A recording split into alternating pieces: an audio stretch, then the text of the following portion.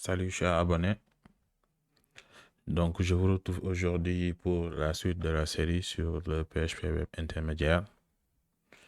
Je rappelle que la dernière fois, lors du cours 4, on a eu à gérer la création d'un service en base de données, avec notamment la validation du formulaire. Suite à cela, on a eu à mimer un peu le service, le principe du MVC, où on a créé un dossier action. Et dans chaque action, on va gérer tous les comportements qu'on va faire sur la ressource, à savoir la création, la modification, la suppression. Donc, sur cette même lancée aujourd'hui, lors de ce cours 5, on va gérer la modification d'un service, en même temps sensibilisation à base de données. Sans plus tarder, on peut commencer. Donc, je viens ici, j'ai démarré mon Laragon. Donc, je peux venir ici ouvrir mon terminal. Et quand j'ouvre mon terminal, je peux venir sur mon dossier formation PHP et ouvrir avec VS Code en faisant un code point. Voilà. Donc, une fois que c'est bon, donc le serveur est démarré, je peux venir naviguer sur le projet via mon navigateur. Donc là, on a vu que la dernière fois, on a eu à gérer la création avec la validation du formulaire et l'enregistrement en base de données. De ce fait, aujourd'hui, on va gérer la modification. Donc, avant de commencer, je vais ajouter ici un nouvel onglet action où on va avoir les deux boutons pour la modification et la suppression. Donc, d'abord, je vais dans mon Bootstrap, dans le site officiel, la documentation. Et là, je vais prendre des boutons.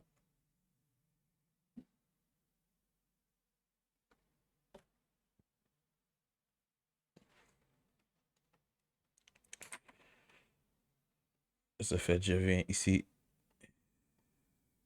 et je ferme d'abord tout. Je vais dans le dossier View qu'on avait créé et dans le sous-dossier Service. Je viens sur la liste au niveau de la vue tabulaire et là, je vais ajouter un nouveau TH.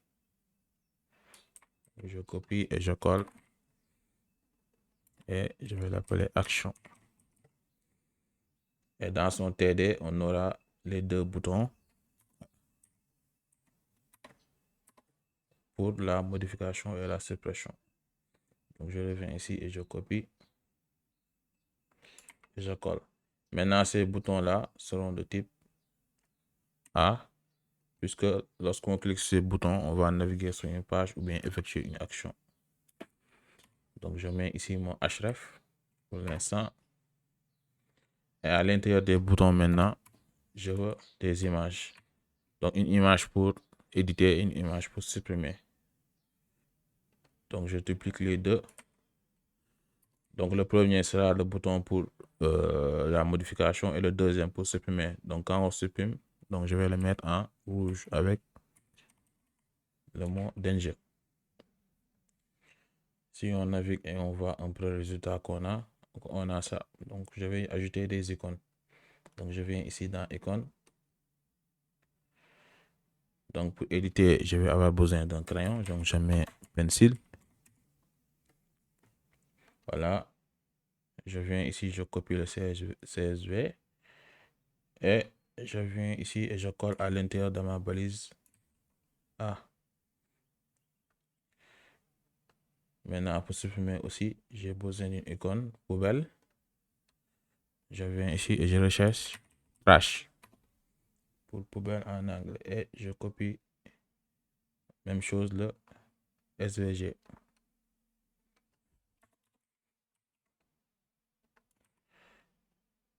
On regarde le résultat et maintenant on a bien nos deux boutons avec les icônes respectives. Voilà.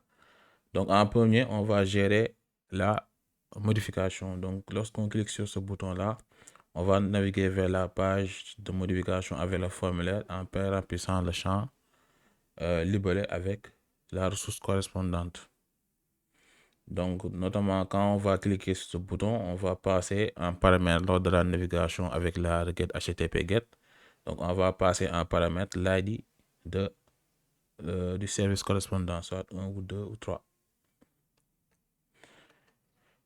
Donc, je vais venir dans mon dossier service et là, je vais créer un nouveau fichier que je vais appeler edit service. Donc, c'est dans ce fichier-là qu'on va gérer la modification du service. Voilà, donc je vais reprendre le même formulaire qu'on avait ici. Donc, je copie pour l'ajout, je colle et là, je vais modifier et mettre modification. Voilà, pour l'instant, je vais enlever. Donc, je vais d'abord venir ici maintenant dans mon dossier action et créer une nouvelle action pour gérer la modification que je vais appeler edit service action. Voilà. De ce fait, je peux venir ici et le lier à l'action de modification.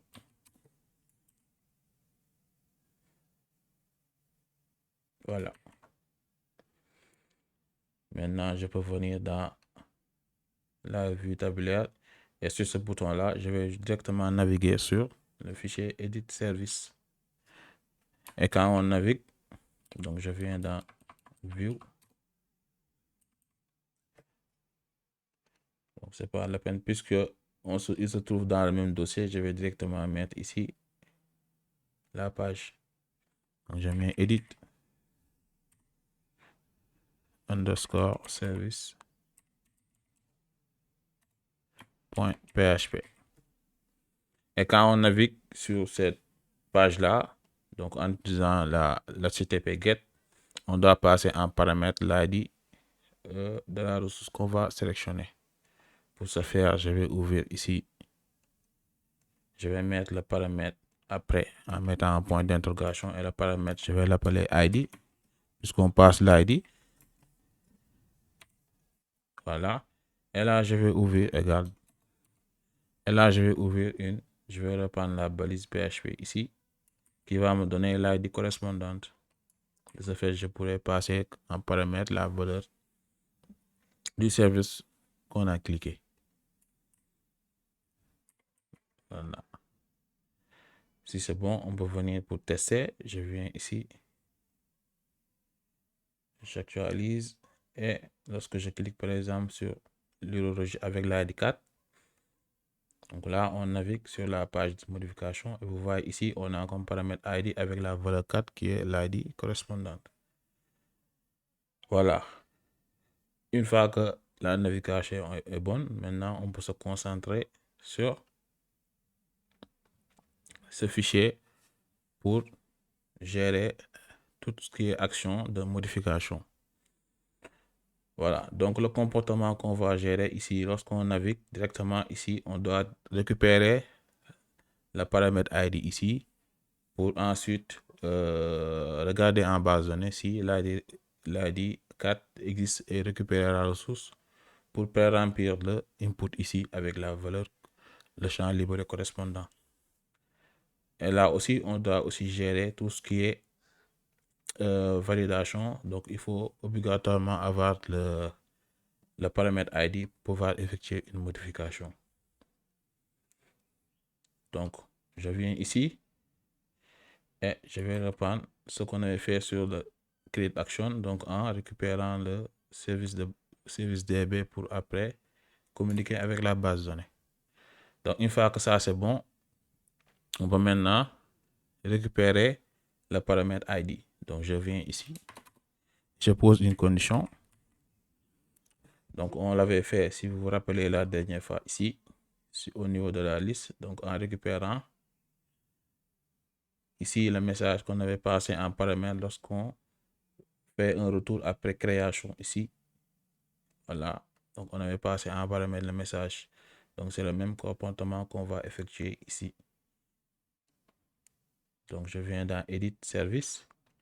Et là, je vais faire un reset pour voir si le paramètre existe. Maintenant, s'il existe, on pourra continuer notre traitement. Donc ici, le paramètre c'est ID. Maintenant, s'il existe aussi, on doit vérifier si il n'est pas vide. De ce fait, je mets une autre condition et. Donc ça, vous pouvez mettre et ou bien un end. Donc c'est à vous de voir. Et là, je vais dire que il ne doit pas être vide, différent de empty. Voilà. Donc une fois que ces deux conditions sont vérifiées, on pourra continuer notre traitement. Donc je vérifie ici si c'est bien fermé. Voilà. Et là, je peux ouvrir les accolades. Voilà. Donc pour effectuer la modification, il faut que ces deux conditions-là soient remplies pour ensuite continuer le traitement. Donc dans le cas contraire, on va retourner un message d'erreur. Donc dans le else, on va créer notre message d'erreur. Donc error message.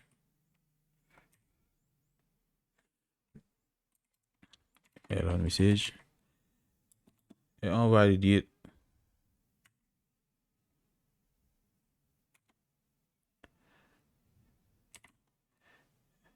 comme j'ai ouvert d'abord un simple que je vais mettre anti-search et je lui dis l'ID.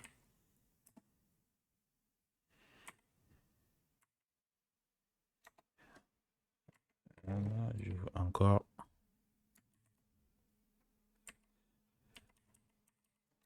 Bien, ne correspond pas.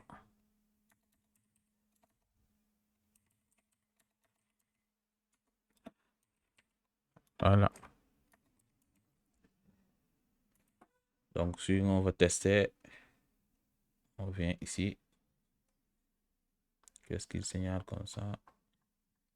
Là, le point virgule. Voilà. Donc, pour tester, on peut venir ici. Et lorsqu'on clique, donc on n'a pas de message d'erreur, mais par exemple, si je mets rien, là, il nous dit que l'ID ne correspond pas parce qu'il est vide. Voilà. Maintenant, imaginons aussi que au lieu de mettre un entier, je mets des chaînes de caractères là. Vous voyez que ça passe. Mais ça, c'est pas bon parce qu'on doit s'attendre à un ID qui est de type entier. Donc là aussi, il faut gérer cette validation-là. Donc pour le gérer, je vais venir ici et ajouter une troisième condition. End. Et là, je vais appeler une fonction de validation qui s'appelle filter_var de PHP.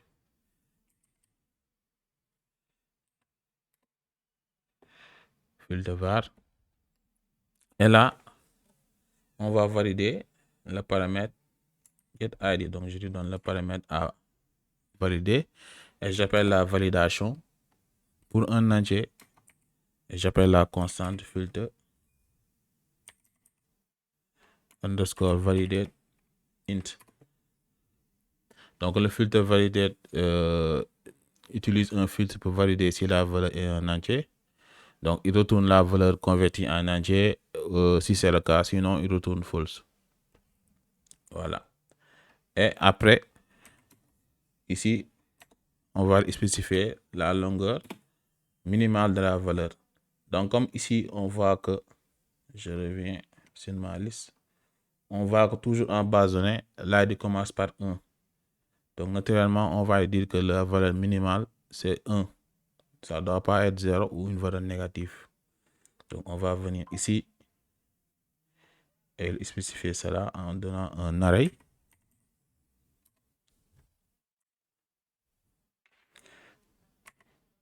Minimum range. Donc là, longueur minimale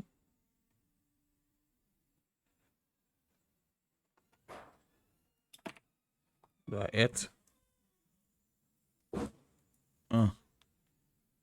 Voilà. Donc, on spécifie ici un tableau associatif en tant que troisième argument de la fonction filter_var. Voilà. Donc, dans ce cas, il va indiquer que la valeur de l'entier doit être supérieure ou égale à 1. Donc, si ce n'est pas le cas, la validation ne passe pas. Donc, on peut ici venir aussi et modifier notre message d'erreur, donc en le personnalisant. Et on va dire l'ID du service à modifier doit être un entier valide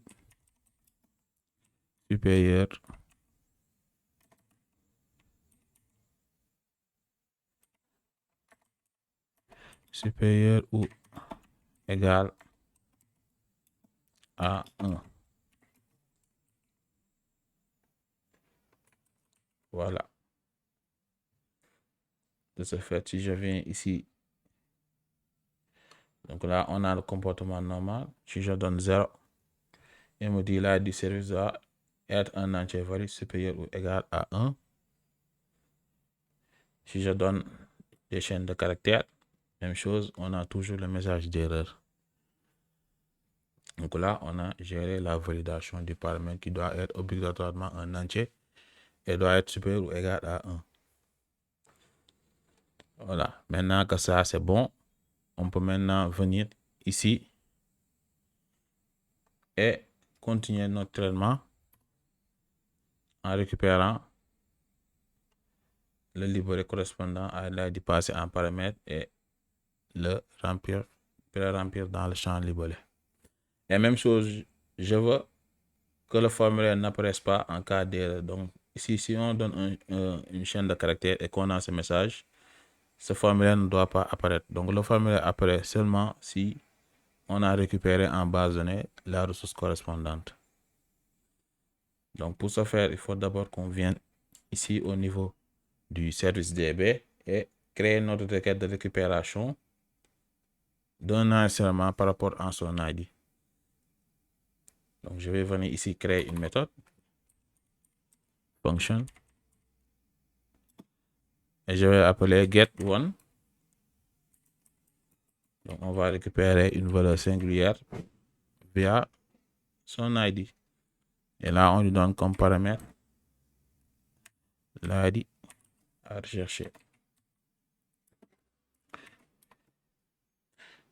Donc je copie ça pour aller plus vite.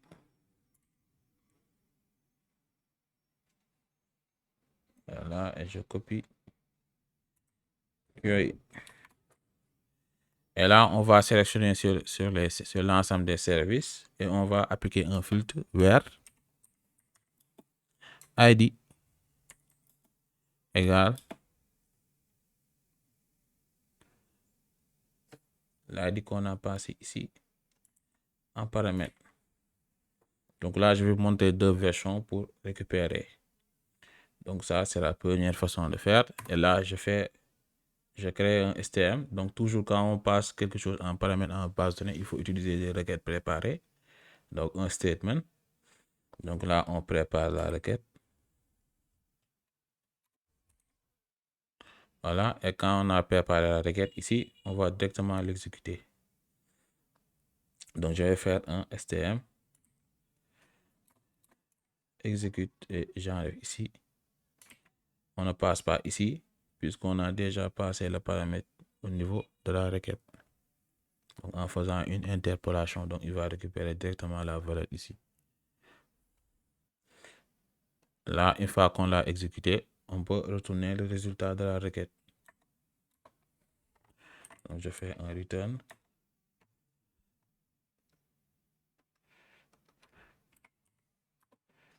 De statement.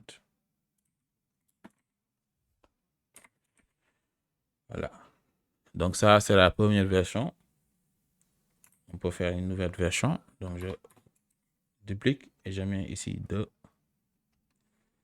Dans ce cas ici, on va utiliser on va binder un paramètre qui sera ici l'ID. Donc je mets 2 points. ID. Et là, on a toujours l'exécution. Et avant l'exécution, maintenant, on va binder le paramètre ID ici avec le paramètre qu'on passe à la fonction. Donc, je viens ici et je fais un stm bind param. Et le paramètre ici, c'est celui qu'on a spécifié là.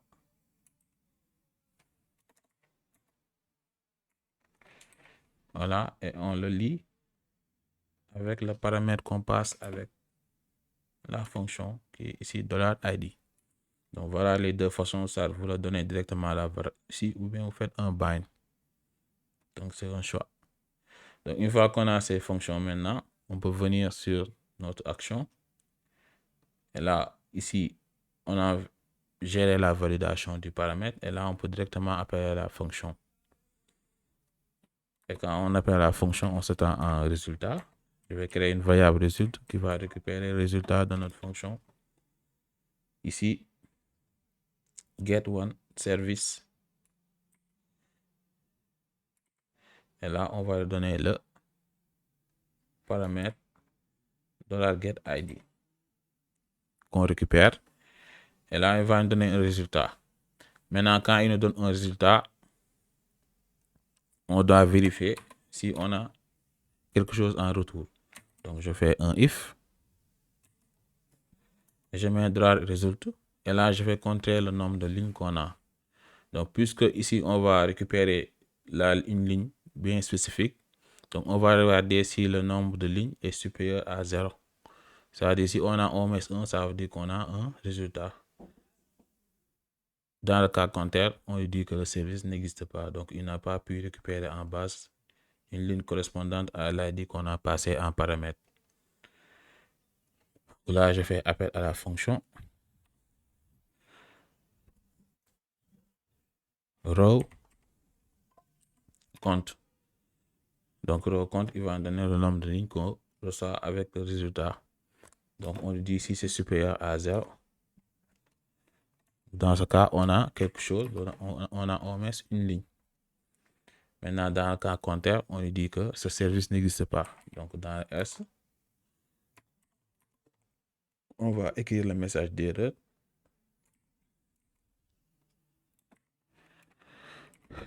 Ce service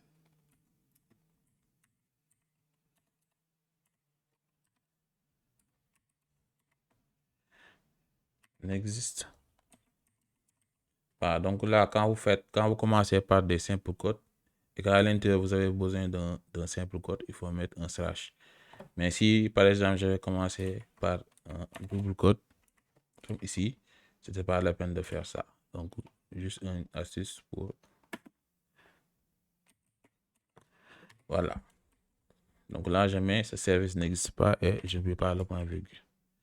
Maintenant, si le service existe, maintenant je peux le récupérer et automatiquement le mettre sur le champ libellé. Donc, de ce fait, je vais créer une nouvelle variable service qui va récupérer le service provenant de la base de données en faisant un fetch du résultat. Donc, je fais un fetch. Là, il va nous donner l'ensemble des attributs du service, dont le l'ID et le libellé. Et nous, on a juste besoin de le libellé puisque l'ID a été vérifié ici et que c'est bon. De ce fait, je vais créer une variable libellé.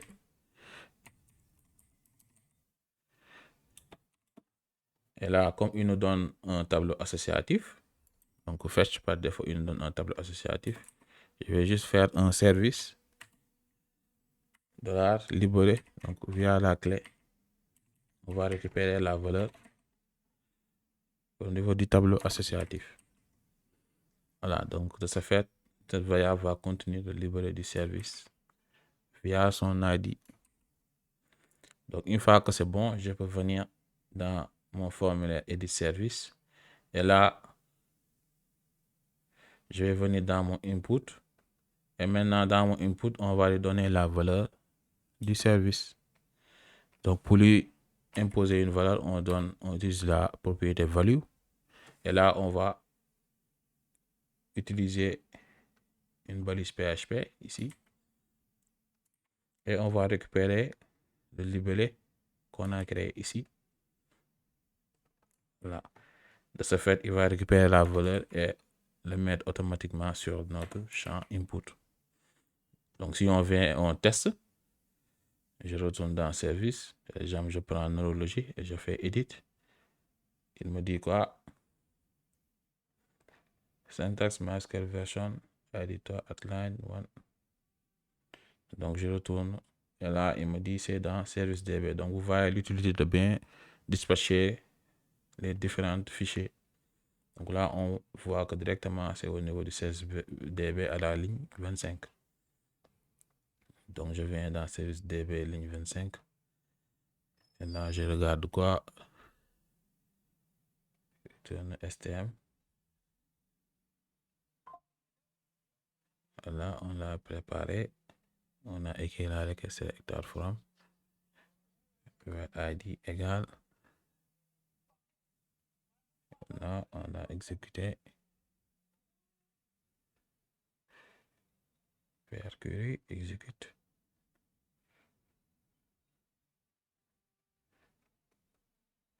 Voilà, c'est bien là. On a oublié le E. C'est bien vert. Voilà. C'est pourquoi elle me dit ne correspond pas. Syntaxe error. C'est une erreur de syntaxe. Si j'actualise, donc maintenant on voit que c'est bon. Si je reviens dans notre liste et je prends celui-là, donc là on a récupéré le libellé et on l'a imposé dans notre input via la propriété value ici. Voilà. Maintenant, comme j'avais dit tout à l'heure, si je donne quelque chose qui n'est pas bon, par exemple ça, j'ai ce message d'erreur là. Maintenant, je ne dois pas voir le formulaire. Donc, ce que je fais, on va masquer le formulaire tant que on n'a pas bien, tant que la valeur n'a pas été récupérée correctement ici au niveau de notre condition là. Donc là, on voit bien que on récupère la valeur si la variable libérée existe. Donc si cette variable n'existe pas, ça veut dire qu'on n'a pas récupéré. Donc on va utiliser cette variable là pour poser notre condition et pouvoir masquer notre formulaire. Donc de ce fait, je vais venir ici et là, on voit bien que notre formulaire se trouve là et je vais poser une condition. Pour ce faire, je vais ouvrir une balise PHP que je vais fermer ici.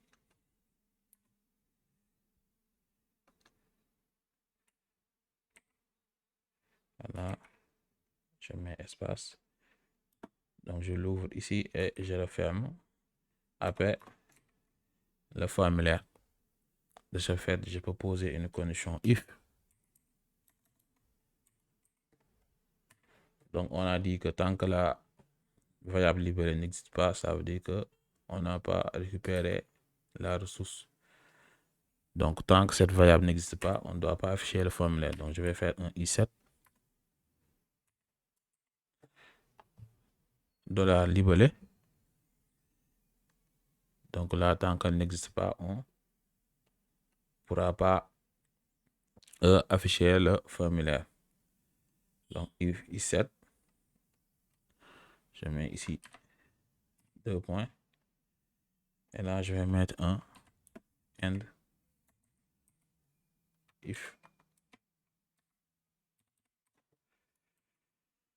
Donc, tant que cette variable n'existe pas, on ne verra pas le formulaire ici présent, puisqu'on l'a entouré dans une condition if. Donc, si je reviens et j'actualise, on voit que le formulaire n'appelait plus et on a le message d'erreur. Donc, tant que on n'a pas un ID valide supérieur ou égal à 1, donc si je mets 0, on a toujours le message. Mais dès que je mets 1, on a l'ID. Mais je reviens sur la liste. Donc, pour l'instant, on voit, on a 1, 2, 3 jusqu'à 9. Donc, par exemple, si je viens ici et je donne 10, vous verrez qu'on a aussi géré ce cas. 10, il me dit quoi? Ce service n'existe pas. Donc là, si je viens dans Action, donc on a déjà passé ce premier niveau de validation. Maintenant, on a fait appel à notre requête getOneService qui va nous obtenir le résultat.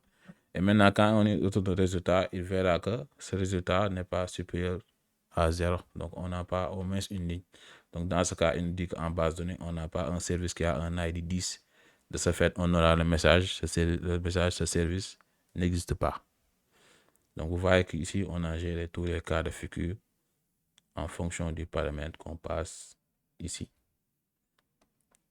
Voilà. Donc, pour l'instant, on a géré tout ce qui est récupération. Donc, ce qui reste à faire, c'est de gérer la modification. C'est-à-dire, ici, je viens et je change le libellé et je clique sur le bouton modifier. Donc là, je viens toujours ici et je vais changer d'abord le texte du bouton et je vais mettre ici modifier. Voilà. Maintenant, pour modifier, donc là, on va soumettre des données en base de données. Donc là, on avait déjà notre méthode post puisqu'on avait copié ça sur le formulaire add service. Donc, on avait vu quand on ajoutait, si je viens dans create_action, on avait utilisé le $post et récupérer ce que l'utilisateur a posté. Donc, on va effectuer le même traitement. Donc, ça ne va pas changer. Donc, de ce fait, pour aller vite, je vais venir ici, dans Create, et je vais copier ça. Et je vais venir dans Edit Action, et je vais créer maintenant une autre action. Donc, une fois que ça, c'est bon, on a pu récupérer. Maintenant, lorsque l'utilisateur va cliquer, parce que le formulaire apparaît, si et seulement si le libellé existe. Donc, si le libellé existe, on pourra voir le formulaire et en cliquant sur le bouton, on peut déclencher cette action. Voilà. Donc là, on aura la même chose. On fait une extraction. Mais là, je vais appeler la méthode d'update que je vais créer. Et une fois qu'on crée, on va retourner au niveau du service. Donc là, je vais changer le message et mettre le service a été modifié au lieu de ajouter. Avec succès. Et là, je lui dis toujours la validation. Parce que quand on modifie aussi, on doit aussi gérer la validation. De ce fait, je vais venir dans mon service DB et créer la méthode d'update. Donc, toujours, je viens ici, je crée une nouvelle fonction. Je vais appeler update service. Et là, il va recevoir l'ID et le libellé qu'on doit modifier. Donc, l'ID va nous permettre de sélectionner la ressource spécifique et ensuite de modifier son libellé. Voilà. Donc, toujours, puisqu'on doit se mettre, on va utiliser des requêtes préparées. Et là, je vais créer la requête d'update. Donc, je fais un query égal. Et là, je vais utiliser le mot update. Et je vais sélectionner la table où on va effectuer la mise à jour. Donc, c'est la table service. Et 7, on va dire de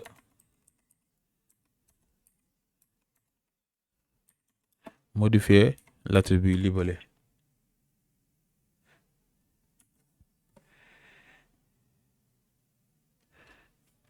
Voilà, et là, je mets ici un point d'interrogation. Même chose que ici pour l'ID.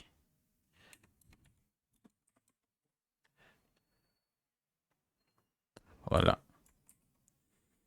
Même chose, toujours utiliser des requêtes préparées lorsqu'on se met en base de données pour éviter tout ce qui est injection SQL.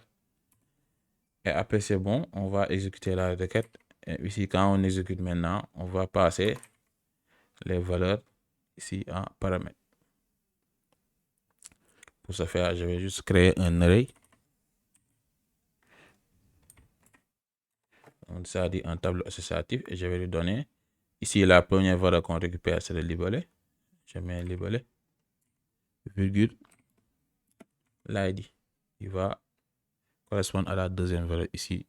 Donc, quand on exécute, on va donner les valeurs à modifier et il va remplacer les points d'interrogation par les valeurs qu'on a passées ici en paramètre à la fonction update service. Donc, même chose ici pour le cas de la modification, après avoir modifié, comme pour l'ajout, on doit fermer la connexion. Voilà, donc une fois que notre requête est bonne, je peux prendre ça et venir maintenant ici dans notre action et faire appel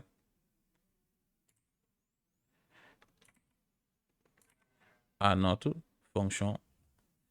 Et là, ici, l'ID, on va juste prendre le dollar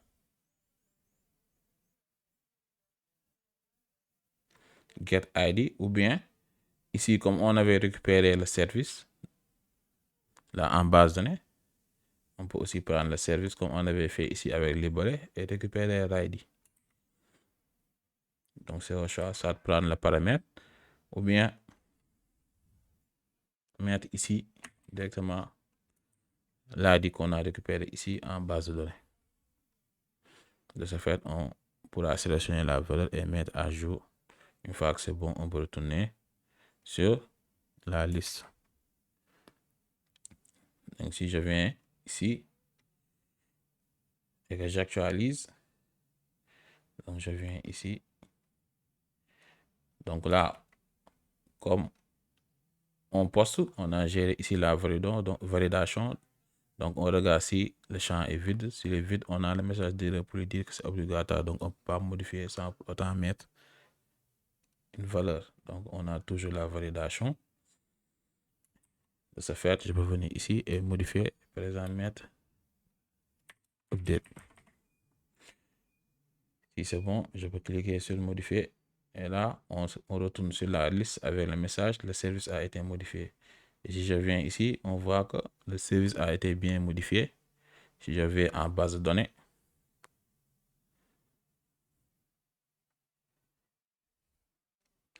et que j'ouvre,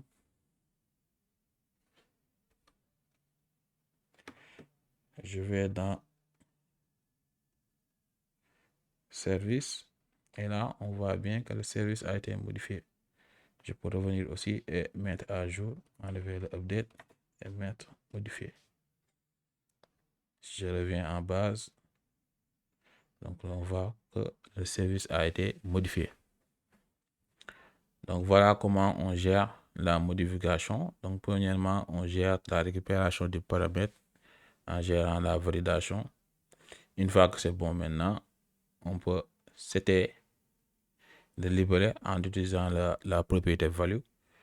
Et ensuite, on peut utiliser la méthode post pour effectuer la mise à jour en base de données et retourner sur le service, sur la liste des services comme on avait fait pour l'ajout. Voilà. Une fois que la modification est bonne, on peut maintenant passer sur la suppression d'un service. Donc, pour ce faire, je vais venir ici dans Action, créer une nouvelle action que je vais appeler Delete Service Action. .php. Voilà. Et même chose que pour Edit, on aura besoin de la base de données pour effectuer la suppression. Voilà. Et ici, on vient sur la liste. Et lorsqu'on va cliquer sur le bouton, on doit effectuer directement la suppression. Donc, dans ce cas-là, on ne navigue pas dans un formulaire, on va directement déclencher l'action par le clic du bouton. Donc, de ce fait, on va venir sur la liste ici. Voilà. Et là, on va directement attaquer l'action de suppression. Donc, pour ce faire, je mets un slash et là, j'entre dans le dossier action et dans le sous-dossier service.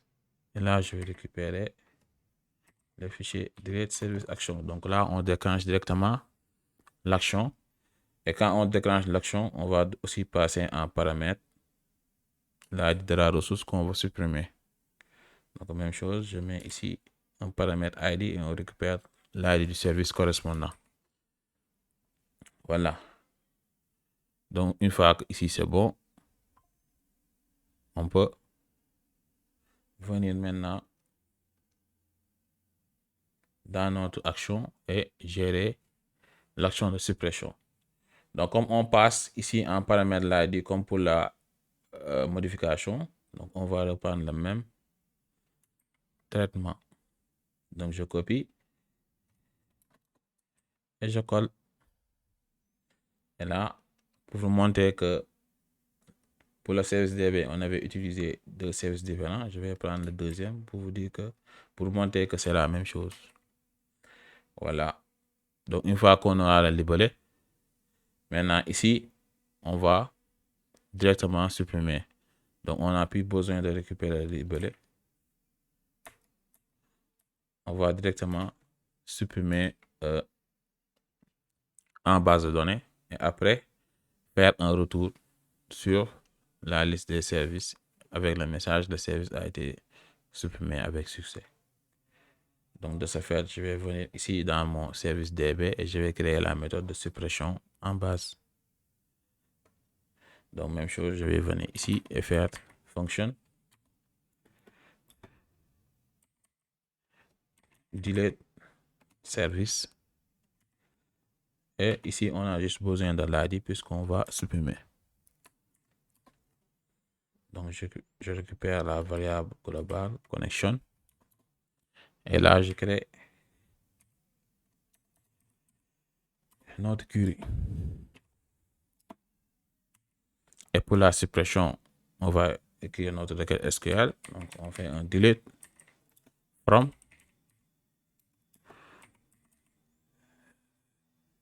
service. Et là, on va sélectionner la ressource à supprimer vers ID égale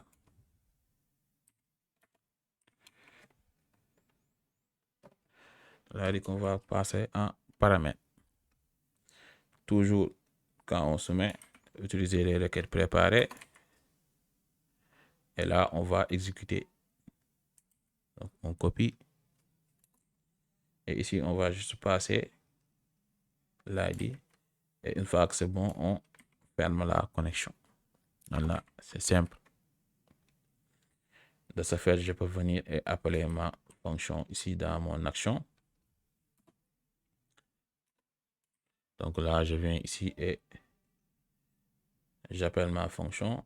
Et comme on a récupéré en base de données avec le fetch, donc j'ai plus besoin du libellé ici. Là, je vais juste prendre l'attribut ID que je passe à mon service. Et une fois que la suppression est bonne, on peut retourner au niveau du service. Donc de ce fait, je vais venir ici et prendre toujours notre header que je colle ici et là je lui dis le service a été supprimé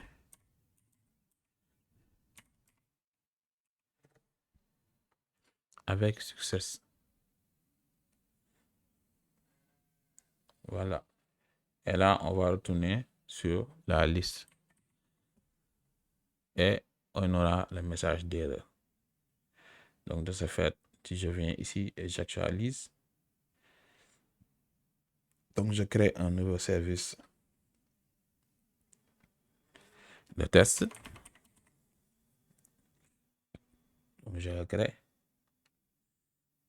Et là, je peux venir le supprimer. Et il me dit quoi? Donc là, on voit qu'on navigue dans le dossier action, service. Voilà, donc là, on doit aller sur le dossier service directement. Donc de ce fait, on doit sortir. C'est pourquoi il nous dit notre forme parce que ce chemin n'existe pas. Normalement, on doit aller dans le dossier view, dans le sous-dossier service et sur la liste, puisqu'on est au niveau du dossier action. Donc ici, on doit faire view.